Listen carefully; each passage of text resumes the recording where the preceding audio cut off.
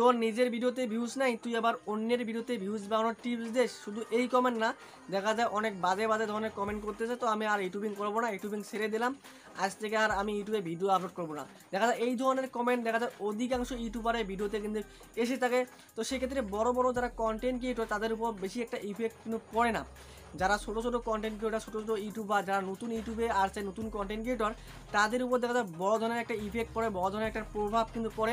অনেকেই ডিমোটিভেট হয়, অনেকেই দেখা যায় ইউটিউবে ভিডিও আপলোড করার আগ্রহটাই কমে যায়, অনেকেই দেখা যায় ইউটিউবিং ছেড়ে দেওয়ার চিন্তা ভাবনায় কিন্তু করে। তো অনুরোধ করবো আজকের এই ভিডিওটি সম্পূর্ণ দেখবেন। আজকের এই ভিডিওটি মোটিভেশনাল হতে চলেছে। তো আজকের এই ভিডিওটি দেখার পর আপনার 1000 গুণ ভিডিও করার আগ্রহ কিন্তু বাড়বে, আমি গ্যারান্টি সহকারে বলতে পারি।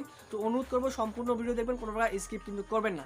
তো ভিডিওটি শুরু করার আগে গতকালকের উইনারটা দেখে নেওয়া যাক। আপনারা স্ক্রিনে দেখতে পাচ্ছেন এই বোন উইনার হয়ে গেছে। তো এই বোনের চ্যানেলের লিঙ্ক আমি আমার চ্যানেলের কমিউনিটি ট্যাবে পোস্ট করে দিয়েছি। সবাইকে এই বোনকে সাপোর্ট করবেন, সবাইকে এই বোনের চ্যানেলকে সাবস্ক্রাইব করবেন।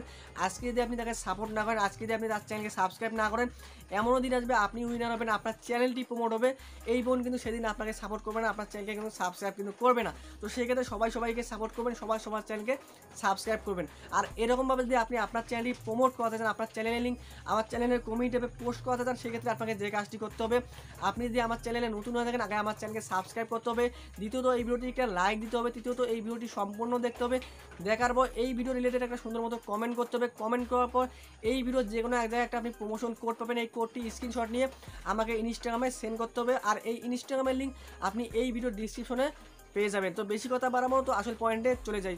তো দেখা যায় আমরা ছোটো ছোটো যারা কন্টেন্ট ক্রিয়েটর, ছোটো ছোটো যারা ইউটিউবার, আমরা নতুন ইউটিউবার আছি, দেখা যায় আমরা যখন ইউটিউবে ভিডিও আপলোড করি, আপলোড করার পর আমাদের ভিডিওতে দেখা যায় তেমন একটা কিন্তু ভিউজ আসে না।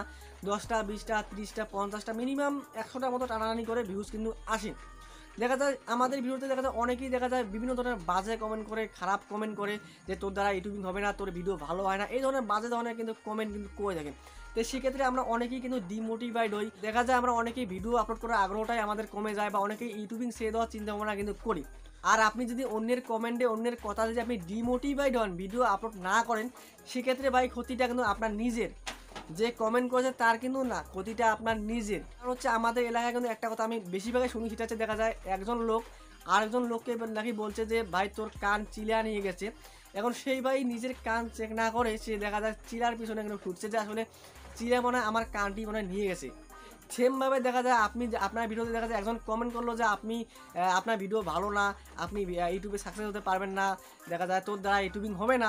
সেই কথা শুনে যদি আপনি দেখা যায় ইউটিউবিং নিজে ব্যর্থ মনে করেন, যে না আমার দ্বারা মানে ইউটিউবিং হবে না, আমি ইউটিউবিং করবো না, আমি ইউটিউবিং ছেড়ে দেই, ওই লোকের কথা শুনে যদি আপনি ইউটিউবিং ছেড়ে দেন, ভিডিও আপলোড না করেন, তো সেক্ষেত্রেও তো ভাই হবে না। ওই সেম ওই লোকটার মতো দেখা যায় নিজের কান চেক না করে সে চিলার পিছনে দৌড়াচ্ছে, যে চিলা মনে হয় আমার কানটাই নিয়ে গেছে। তো দেখেন মানুষ কিন্তু পারে না এমন কোনো কাজ নেই। আপনার যে ধৈর্য শক্তি থাকে, আপনি যদি চেষ্টা করেন, যত বড় কঠিন কাজ হোক না কেন, অবশ্যই আপনি সাকসেস পাবেন, সেই কাজে সফলতা পাবেন।